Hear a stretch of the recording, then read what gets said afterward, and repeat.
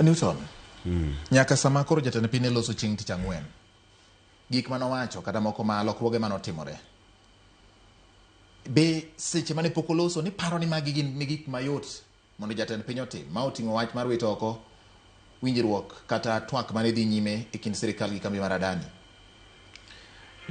Mokwongo an gima nyalo wacho gik kanyo president owacho en ni mokwongo ka dipo ni wach Adani was genuine to notimo gima ber.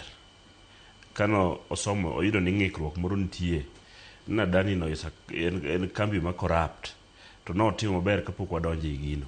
But gima ne ok ang'eyo ni sama ne odhi manyo contract gi jo Adani be no osomo history kech kidwa kata miyo kako widi mosiepna ne tich moro ni mondo tim to nyaka odhi okele barupege manyiso ni tijno osetime kamoro to kendo report card mare ber e gino osebedo kotime koro nyalo apply. An nachako question Adani sama no kele because no kata mana competitor ne en gima no kel to Adani ne ok waneno ng'ama okete mesa Adani mowacho ni ma to ok wadwar nikech magi ma Adani ne mano kel Adani ne kana chaka no ka president marwa wuoyo to chako dhi obole piny e parliament kucho nyaka sani koro wakia ni airport ma Kenya dhi ger gi kambi mane koso koro wadong kode kancha wan kode chon.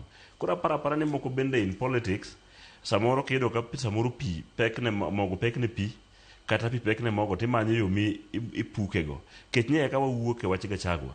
It's just barely 1 month kane pod wadich ni Gachagua must be impeached.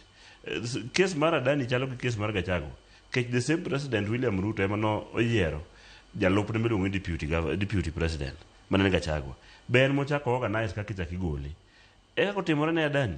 So apara ni nitie some confusion ma sirikal ni nitiere godo ma ok gidwa nyisowa openly. Okay. Japuonjore Owidi.